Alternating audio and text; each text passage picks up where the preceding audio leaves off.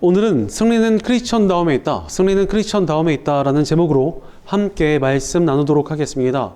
예전에 이집트에서 아주 오래된 석판이 하나 발견되었다고 합니다. 그래서 어떤 내용일까 사람들이 굉장히 궁금해했습니다. 학자들이 모여가지고 그 석판의 내용을 살펴봤더니 해석이 이렇게 나왔습니다. 요즘 애들 정말 버릇이 없다, 이런 내용이었습니다. 그래서 이것을 보면서 사람들이 옛날 지금이나 똑같이 기성세대들은 젊은 세대들을 이해하지 못하고 못마땅해 한다, 이러면서 굉장히 재밌어 했습니다. 하지만 좀 다른 측면에서 생각해 볼 수 있지 않을까라는 생각이 들었습니다. 인류가 점점 더 악해지니까 이전의 세대가 다음 세대를 보면서 철이 없다 느끼고 좀 별로다라고 느끼는 것이 아닐까, 이런 생각을 해봤습니다. 실제로 사람들은 세상이 점점 악해진다고 여기고 있습니다. 이전 세대에서는 쉽게 보일 수 없었던 범죄나 악행들이 기사를 타기도 합니다. 정말 기상천외한 방법으로 죄를 짓는 사람들도 굉장히 많습니다. 심지어 지금의 이 시대를 보면은 도덕적인 기준들이 아주 박살이 나고 있습니다. 사람들이 죄를 지어도 더 이상 수치스러워하지 않는 것 같습니다. 악한 짓을 하면서도 그것에 대해서 별로 양심의 가책을 느끼지 않습니다. 이전 세대에는 죄악이었던 동성애 같은 부분들을 이제는 인정하지 않으면 범죄로 여기겠다라고 하는 나라들까지 생겼습니다. 그 속에서 살아가는 사람들 역시도 탐욕과 이기심에 사로잡혀서 점점 타인을 배려하거나 위하는 마음들이 사라져가고 있는 것이 아닌가, 이런 생각이 들고 있습니다.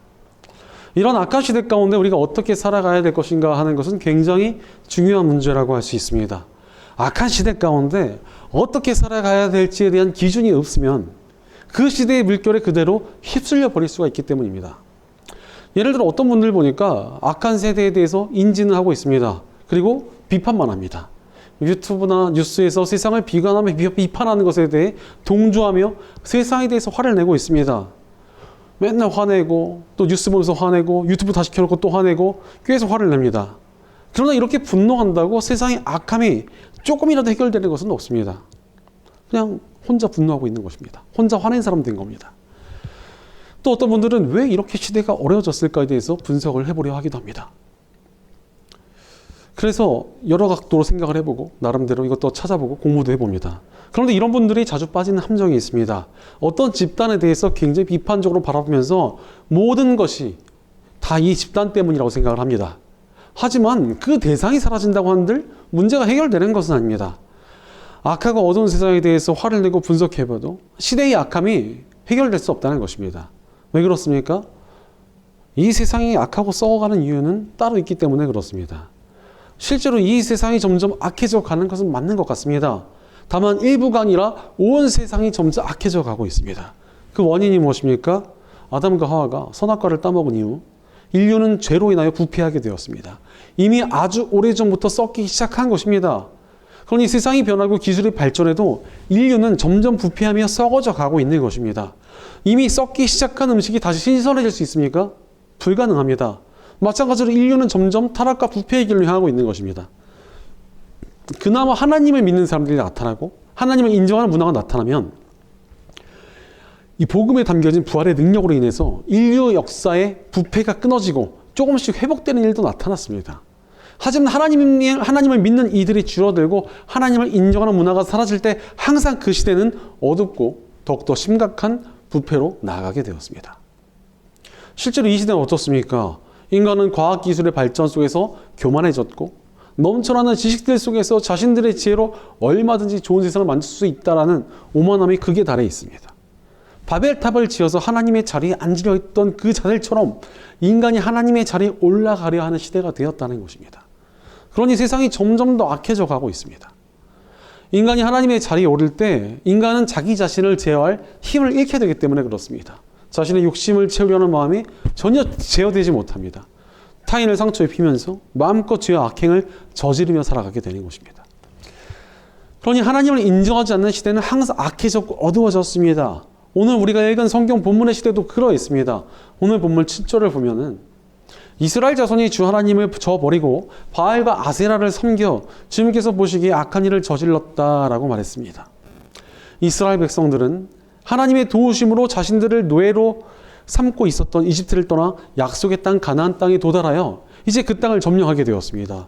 그런데 가나안 땅을 점령했던 이스라엘 백성들이 그 땅에 악한 자들이 섬기고 있던 농사의 신과 출산의 신을 신의 그 우상들을 가지고 와서 섬기기 시작한 것입니다. 하나님의 백성들이 우상을 섬기는 말도 안 되는 일이 일어나게 된 것입니다. 왜 이런 일이 일어났습니까? 사실 우상이라는 것들에는 특징이 있기 때문에 그렇습니다. 우상이란 인간이 바라는 욕심을 가지고 만들어진 것입니다. 농사가 잘 되길 바라니까 농사의 신을 만들고, 농사를 짓기 위한 노동력이 필요하니까 출산의 우상을 또 만들어서 섬겼습니다. 바로 하나님의 뜻을 저버리고 자신들의 욕심이 가득 담겨있는 우상들을 가지고 와서 섬기게 된 것입니다. 사실 이 시대의 모습과 굉장히 비슷하다고 생각이 됩니다. 사람들은 선한 뜻을 저버리고 하나님의 뜻을 다 내팽개치고 자신의 욕심이 가득한 그 우상을 쫓아서 살아가고 있습니다. 사람들이 선한 뜻을 이루기보다는 자신의 이득과 욕심을 더 채우려 합니다. 자신들이 바라는 온갖 욕망들을 쫓으며 살아가기 때문에 사람들이 점점 악해지고 이 시대가 부패되어 가고 있는 것입니다. 이런 시대 속에서 하나님을 따르는 크리스천다움을 지키며 살아간다는 것이 쉽지 않습니다. 세상에 있는 악한 사람들은 거룩한 이들을 가만히 두지 않고 공격하고 조롱하기 때문에 그렇습니다. 왜냐하면 거룩한 이들이 있을 때 자신의 악함과 더러움이 드러나게 되니까 사람들은 세상 사람들은 크리스천들을 조롱하기도 하고 공격하기도 하고 무너뜨리려 하는 것입니다. 이런 세상의 공격을 받다 보니까 믿음이 있다고 하면서도 무너지거나 타협하고 무릎 꿇는 사람들이 생겨납니다. 어두운 시대 속에서 믿음을 지키며 살아간다는 것이 만만치 않다는 것입니다. 하지만 그 결과는 더욱 좋지 않습니다. 거룩해야 될 하나님의 백성들이 온전치 않으니까 시대가 점점 어두워집니다. 오늘 본문 8절에 보니까 주님께서 이스라엘 백성에게 크게 분노하시고 그들을 메소포타미아 왕 구산 리사다임의 손에 넘겨주셨다라고 말씀하십니다. 하나님께서 우상을 숭배하던 이스라엘 백성들에게 분노하시고 지금까지 베풀어 주시던 이 보호의 손길을 거두어버리십니다. 그러자 강력한 힘을 가지고 있었던 메소포타미아가 이스라엘 자손들을 지배하기 시작합니다.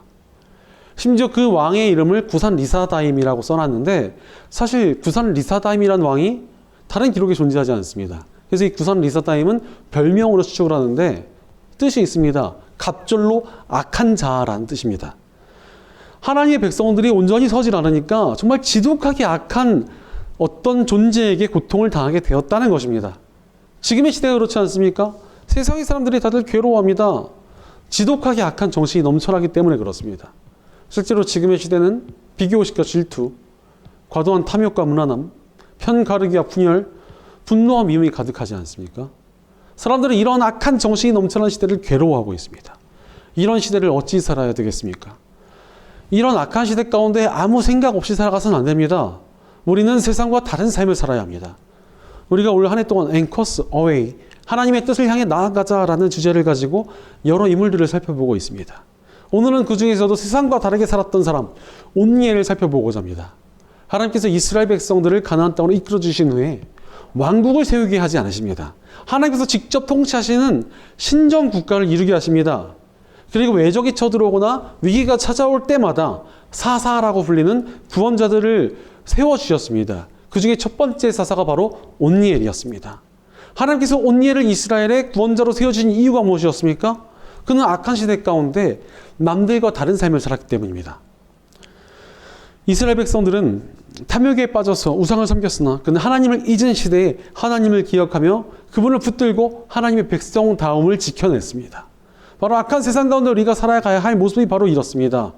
세상은 탐욕을 쫓으며 악해지더라도 우리는 하나님을 붙들며 크리스천다움을 지켜내야 합니다. 지금도 하나님께서는 하나님만 의지하는 그 한 사람을 찾고 계십니다. 그 사람을 통해서 구원의 역사를 나타내시려고 하나님만 붙드는 그 한 사람을 찾고 계신 것입니다. 그러니 우리는 하나님을 붙들어야 합니다. 그때 우리의 삶이 악한 세상에 휩쓸리지 않고 믿음으로 굳세게 서서 하나님의 손길로 쓰임받는 아름다운 인생이 될 것입니다. 그렇다면 우리가 구체적으로 어떻게 하나님을 붙들어야 합니까?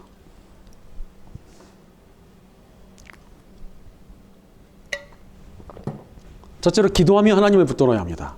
이 시대를 향해서 우리가 하지 말아야 할 것과 해야 할 것이 무엇입니까? 하지 말아야 할 것은 분노입니다. 어떤 분들을 보니까 약한 세대를 향해서 비난과 비판을 멈추지 않으며 분노만 하고 있습니다. 하지만 이것은 굉장히 위험한 일입니다. 분노하면서 자기 자신이 물들어 버릴 때가 너무나 많기 때문에 그렇습니다. 실제로도 악한 자들에게 화를 내면서 자신도 닮아가는 사람들이 얼마나 많은지 아십니까? 제 동기들만 봐도 신학생 때는 기성세대 목회자들의 악한 점에 대해서 비판하고 분개하던 애들 진짜 많았습니다. 정작 시간이 흐르고 나니까 가장 열심히 분개하던 그 친구들이 목회 현장에서 자신이 비판하던 그분들처럼 사역하는 경우가 대단히 많습니다. 악한 세상에 대해서 화를 내는 사람들도 그럴 때가 적지 않습니다. 인간에겐 죄성이 있기 때문에 악하다고 생각하는 그 대상한테 분노하며 관심을 가지다 보면 자기도 모르게 그 대상이 악함으로 인해 얻는 이득까지 바라보게 됩니다. 그러면서 슬쩍 끌리는 마음을 가집니다. 그러면서 나도 모르게 그 악한 대상을 닮아가 버리는 것입니다. 멀리서 볼 필요도 없습니다. 자녀들이 어릴 때는 부모님의 악한 점에 대해서 막 분개하고 화를 내지만 정작 자신이 부모가 되면 그걸 똑같이 답습합니다. 왜? 그것이 너무나 편하니까 그걸 그대로 따라하는 것입니다. 그러니 우리가 해야 될 것은 무엇입니까? 하나님께 기도하는 것입니다. 시대가 악하면 그 시대를 위해서 기도해야 됩니다. 악한 사람이 있으면 그 사람을 위해 또 그에게 상처받은 사람들을 위해서 기도해야 한다는 것입니다. 기도해야지 분노만 하고 있으면 분노로 인해서 자신만 망가질 뿐입니다. 기도를 해야 하나님의 시각으로 볼 수 있게 되고 그 죄에 우리가 물들지 않게 스스로를 지킬 수 있고 하나님의 뜻을 우리가 알고 그걸 닮아갈 수 있기 때문입니다. 사실 이스라엘 백성들에게 희망이 있었던 이유도 여기에 있었습니다. 악한 세상이었지만 하나님께 기도하던 사람들이 있었습니다. 오늘 본문 9절을 보면 이스라엘 자손이 주님께 울부짖으니 주님께서 그들을 구하여 주시려고 이스라엘 자손 가운데서 한 구원자를 세우셨는데 그가 곧 갈렙의 아우 그나스의 아들인 온니엘이다 라고 말씀하십니다. 이스라엘 백성들 중에서 하나님께 울부짖으며 간절히 기도하는 이들이 있었다는 것입니다. 기도라는 게 왜 중요한 줄 아십니까? 다른 모든 방법은 인간적인 힘과 능력에 의지하는 것입니다. 하지만 기도는 전능하신 하나님 아버지께 의지하는 것이기 때문에 기도가 중요한 것입니다. 사실 우리의 힘과 능력은 거대한 세상에 비하면 정말 보잘것이 없습니다. 하지만 전능하신 하나님께서는 이 세상을 지으시고 다스리시는 분이십니다. 그러니 이 약한 세상을 변화시키고 구하는 길은 오직 기도로 하나님을 붙드는 길뿐입니다. 지금도 시대는 점점 악해져 가고 있고 구원을 얻지 못한 채 멸망으로 향해 가는 영혼들은 너무나 많습니다. 이런 악한 시대를 보면서 그저 악하다고 삿대질하거나 절레절레 절망만 하고 있을 때가 아닙니다. 정말 간절히 기도하며 하나님 붙들어야 합니다. 독일의 신학자 칼 바르트는 크리스천들이 한 손에 성경 한 손에 신문을 들어야 된다고 말했습니다. 지금 살고 있는 시대에 눈을 돌리지 말고 기도해야 한다는 것입니다. 지금 우리가 살고 있는 시대는 우연히 우리한테 주어진 것이 아니라 이 시대를 위해 기도하고 구해내라고 우리에게 맡겨진 사명이기 때문입니다. 그러니 우리는 이 사명을 감당하기 위해 세상을 위해 기도하며 하나님을 붙들어야 합니다. 그럼에도 불구하고 세상을 위해 기도하는 사람들이 많지 않습니다. 왜 그렇습니까? 인간의 힘으로 분노하고 목소리를 높이며 많은 사람들이 모여들면 그것이 바로 힘과 능력이다라고 여기는 사람들이 많기 때문에 그렇습니다. 역사적으로 그렇게 세상을 바꾸겠다는 여러 시도들이 있었습니다. 하지만 혁명을 외치고 세상을 변화시키겠다는 사람들이 많았지만 결과가 어떠했습니까? 오히려 혁명을 외쳤던 사람들이 개혁의 대상이 되었습니다. 순성을 외쳤던 이들이 오히려 더럽고 악해지는 것을 보게 됩니다. 인권을 위한다는 사람들이 오히려 더욱 혐오와 증오를 부추깁니다. 평등을 이야기하던 사람들이 특권을 누리려 합니다. 왜 이런 일이 일어납니까? 인간은 불완전하기 때문에 그렇습니다. 죄인이 뭔가를 바꾸려 하니 그 안에 있는 죄성이 자꾸 결과를 비틀어 버리는 것입니다. 죄인이 이루고자 하는 모든 일에는 조금의 빛과 함께 어두운 그림자도 함께 들이우게 됩니다. 심지어 빛보다 그림자가 훨씬 더 클 때도 많습니다. 그렇다면 대체 온전한 변화는 어찌 이루어야 됩니까? 야고보서 1장 17절을 보면 하나님 아버지께는 회전하는 그림자가 없다라고 말씀하십니다. 하나님께서 이루시는 역사에는 그림자가 없다는 것입니다. 부작용이 없는 온전한 변화가 일어난다는 것입니다. 그러니 무엇이 지혜로운 일입니까? 인간적 의지를 내려놓고 하나님께 기도하며 하나님을 붙들어야 합니다. 오늘 말씀의 주인공인 온니엘은 기도하며 하나님을 붙들던 사람이었습니다. 온니엘은 하나님을 절대적으로 의지하는 것이 가장 지혜로운 일이다라는 것을 알고 있었습니다. 온니엘은 하나님을 절대적으로 의지하며 승리를 거둔 갈렙의 조카이자 사위로서 갈렙의 삶을 누구보다 가까이 본 사람입니다. 또한 그 역시도 하나님을 의지하여 승리를 거둔 믿음의 용사였습니다. 이렇게 하나님을 믿고 승리를 거두었던 사람은 기도할 수밖에 없습니다. 그러니 하나님께서 하나님께 울부짖으며 도움을 구했던 사람 중에 온니엘은 분명히 있었을 것입니다. 아예 온니엘이 나서가지고 백성들 모여라 이러고 기도 인도했을지도 모르겠습니다. 게다가 또 사실 온니엘에게는 기도밖에 없었습니다. 온니엘은 믿음의 용사였으나 이스라엘이 메소포타미아에게 고통받을 때 나이가 한 70에서 80살 정도로 추측이 됩니다. 이미 늙어버린 노년의 퇴역 군인에 불과해 있습니다. 이미 은퇴해서 노년의 퇴역 군인에게 할 수 있는 일이 뭐가 있었겠습니까? 그저 하나님을 의지하며 기도할 수밖에 없었습니다. 근데 우리는 뭐가 다릅니까? 우리도 마찬가지 아니겠습니까? 아무리 목소리를 높이고 강한 척해도 우리 역시도 세상에서 보면 정말 보잘것없는 존재입니다. 그런 우리가 무엇을 하겠습니까? 그저 기도할 뿐입니다. 하지만 분명한 사실은 기도에 반드시 능력이 있습니다. 스코틀랜드의 종교개혁자 존 락스는 종교개혁을 방해하던 이 메리 여왕에게 수많은 위기를 겪었지만 하나님의 도우심으로 기도하며 모든 것을 극복해냈습니다. 그리고 하나님의 뜻을 이뤄나가고 종교개혁을 이뤄냈습니다. 그러니 존 락스는 기도하는 한 사람이 기도하지 않는 한 민족보다 강하다라는 말을 남겼습니다. 그 말처럼 정말 기도에 능력이 있습니다. 십자가의 복음이 그것을 증명합니다. 십자가가 무엇입니까? 죄인이었던 우리가 예수님의 죽음으로 인해 하나님과 이어지게 되었습니다. 이제 우리가 하나님의 자녀가 된 것입니다. 우리 기도는 전능하신 하나님 아버지께 자녀가 드리는 요청이 되었으니 반드시 능력이 있을 수밖에 없습니다. 예전에 어떤 시골에 청년이 하나 있었는데 자신이 살던 마을이 산 너머에 있어서 교회도 오기 힘들고 마을 사람들이 일하러 다니기도 몹시 힘들었습니다. 그러다가 이 청년이 설교 속에서 기도로 산을 옮긴다 이런 말을 들었습니다. 그러자 이 청년이 감동을 받고 이거다라고 생각을 했습니다. 그리고는 그때부터 저 산을 옮겨주셔서 이렇게 기도를 하기 시작했습니다. 이 청년의 친구들이 그 모습을 보면서 야, 너 진짜 바보 같다. 너 진짜 미쳤냐. 저기 하얀 병원 좀 가봐야 되는 거 아니냐. 이러면서 그 친구한테 말을 하고 막 놀렸습니다. 같은 교회 사람들조차도 그 청년 이건 아닌 것 같아. 네가 아직 젊어서 몰라. 이렇게 말을 했습니다. 그런데 이 청년이 포기하지 않고 주님이 저 산을 옮겨주시옵소서라고 기도를 했습니다. 그러나 몇 달 뒤에 갑자기 산 근처에 공사 트럭이 잔뜩 몰려든 것입니다. 뭔가 했더니 국가에서 여기에 산을 깎아서 길을 내겠다고 했다는 것입니다. 그야말로 산이 옮겨지는 기적 같은 역사가 나타난 것입니다. 이것이 단순히 국가 정책이라고 할 수 있겠습니까? 기도의 능력입니다. 산조차도 옮기는 기도의 능력이 있다는 것입니다. 그러니 이 기도의 능력이 세상은 못 바꾸겠습니까? 악한 시대를 바꾸는 것은 항상 기도에서 시작되었습니다. 그런데 우리는 악한 시대 가운데 화내거나 절망하기보다 기도하며 하나님을 붙들어야 합니다. 그때 하나님께서 이뤄 가시는 변화의 역사가 시작됩니다. 악한 역사에 휩쓸리지 말고 믿음으로 굳게 서서 이 세대를 위해 기도함으로 하나님을 굳게 붙들며 믿음의 역사를 이뤄가는 저희 여러분 되시기를 간절히 축원합니다.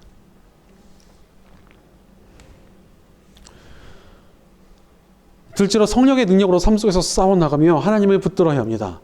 우리의 기도는 너무 중요하지만 또 기도만 하고 아무것도 하지 말아야 되는 것이 맞습니까? 그렇지 않습니다. 기도하고 아무것도 하지 말고 가만히 있으라는 것은 기도에 대해서 굉장히 크게 오해하고 있는 것입니다. 기도를 했다면 기도를 이루는 인생을 살아야 합니다. 한때 기독교 안에 은사주의가 유행했었고 그 중에서 예언 기도라는 것이 있었습니다. 예언의 은사가 있다는 사역자가 그 사람의 앞날에서 막 축복이 담긴 예언을 해주면 사람들이 막 너무 좋아했습니다. 그러면서 나 이런 축복을 받아서 내 인생은 잘 될 것이고 난 또 저런 축복을 받아서 내 인생은 너무너무 잘 될 것이고 내 인생의 앞날은 그야말로 창창한 빛과 같다 이런 사람들이 좋아했습니다. 하지만 몇 년 지난 후에 정말 그 기도대로 잘 된 사람은 거의 본 적이 없습니다. 예언 기도든 축복 기도든 아무리 대단한 복을 내려줘도 그에 합당한 삶을 살지 않으면 의미가 없기 때문에 그렇습니다. 기도했으면 그 기도에 합당한 삶을 살아야 기도의 능력이 임한다는 것입니다. 오늘 보면 10절을 보니 주님의 영이 그에게 내리니 온니엘은 이스라엘의 사사가 되어 전쟁터에 싸우러 나갔다. 주님께서 메소포타미아 왕 구산 리사다임을 온니엘의 손에 넘겨주셨으므로 온니엘은 구산 리사다임을 쳐서 이길 수 있었다라고 말씀하십니다. 하나님께 울부짖으며 기도하자 온니엘에게 하나님의 영이 임하십니다. 하나님께서 온니엘을 일으켜 세우셔서 악한 구산 리사다임에 대항하여 싸우게 하신 것입니다. 그가 늙었든 말든 퇴역 군인이든 아니든 하나님께서는 그에게 능력 주셔서 이제 일어나서 싸우게 하신 것입니다. 기도하고 가만히 있지 말고 이제 나가서 싸우라라고 하신 것입니다. 실제로 모세가 백성들을 이끌고 바다 앞에 딱 섭니다. 뒤에는 이집트의 군대가 쫓아오고 있습니다. 그때에 또 모세가 하나님께 막 부르짖습니다. 그때 하나님께서 뭐라고 하신지 아십니까? 너 왜 가만히 있느냐? 빨리 너에게 준 그 지팡이 가지고서 이 물을 갈라라 라고 말씀하십니다. 기도하고 가만히 있지 말고 기도대로 살라고 말씀하신 것입니다. 바로 우리가 빼놓지 말아야 될 굉장히 중요한 기도가 있습니다. 이 악한 세대에 맞서서 싸워내기 위한 능력을 구하는 기도가 필요하다는 것입니다. 하나님께서는 우리가 이 시대의 악함과 싸우고자 하는 능력을 구할 때 절대 외면하지 않으십니다. 우리의 능력과 모습이 부족해도 괜찮습니다. 하나님의 능력으로 싸우겠다고 하는 이들에게 반드시 하나님께서 부어주신 능력이 임하게 됩니다. 실제로 온니엘은 퇴역 군인이었지만 하나님께서 그에게 능력을 주셨고 강력한 군대를 이겨내며 승리를 거두게 하셨습니다. 거대한 악에 대항하여 늙은 퇴역 군인이 엄청나게 큰 승리를 거둔 것입니다. 어찌 이런 일이 가능했습니까? 하나님의 영, 성령께서 임하여 능력 주셨기 때문에 그렇습니다. 우리도 우리의 삶 속에서 성령의 능력을 구해야 합니다. 성령의 능력이 우리 안에 임할 때 우리가 크리스천답게 살아갈 수 있고 승리할 수 있습니다. 그러니 악한 세상에 대해서 한탄하거나 분노하기보다 이 악한 세상을 극복하며 승리할 수 있는 성령의 능력을 구하며 하나님을 붙들어야 합니다. 그때 반드시 우리가 하나님의 능력으로 승리를 거두게 될 것입니다. 그럼에도 불구하고 성령의 능력을 구하며 세상에 맞서려는 사람들이 굉장히 적습니다. 왜 그렇습니까?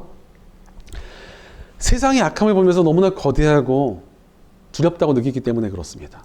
특히 스스로의 연약함을 보면 너무나 부족하고 초라하며 나 역시도 그렇게 바른 사람은 아니라는 생각이 들 때 세상과 싸워나갈 의지가 사라져버립니다. 게다가 세상을 이긴다는 것은 정말 불가능한 일처럼 느껴질 때도 있습니다. 그러나 싸우는 사람과 싸우지 않는 사람은 분명히 다릅니다. 싸우지 않는 사람은 세상을 두려워하다가 결국 세상에 휩쓸리게 되거나 두려움에 못 이겨 세상과 타협하게 됩니다. 하지만 세상에 맞서는 사람은 분명히 하나님과 승리를 거두게 됩니다. 이것을 막 되게 거창하게 생각할 필요가 없습니다. 내 삶과 일상 속에서 작은 승리들을 거두어야 된다는 것입니다. 악한 세상을 거슬러 하나님의 뜻을 실천하고 하나님께서 기뻐하시는 삶을 살아가는 것이 우리가 거두어야 할 승리입니다. 바로 매일의 일상 속에서 하나님 붙들고 하나님의 뜻을 따라 내 삶을 꾸려가며 악한 세상 속에서 스스로를 지켜내는 그 삶의 능력이 있고 승리가 있는 것입니다. 지금은 초라해 보이는 내 삶이어도 내 삶과 일상 속에서 성령의 능력을 구하며 거룩한 모습으로 싸워나갈 때 반드시 승리가 있습니다. 그 작은 승리들이 모여서 큰 물결이 됩니다.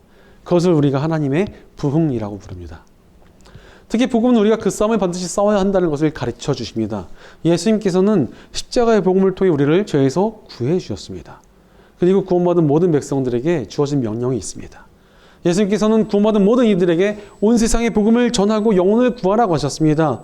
이 명령이 너무나 중요한 명령이어서 신학적으로 지상명령이라는 말을 사용합니다. 너무나 중요하며 거부할 수 없는 명령이란 뜻입니다. 그런데 이 명령을 어찌 해야 됩니까? 말로 전하기도 해야 되고 삶으로 전하기도 해야 됩니다. 이것은 세상에 빼앗긴 영혼들을 되찾아오는 싸움이기 때문에 다각도로 해야 됩니다. 즉 우리가 이 세상과 싸워야 한다는 것은 모두에게 주어진 사명이며 피할 수 없는 책임입니다.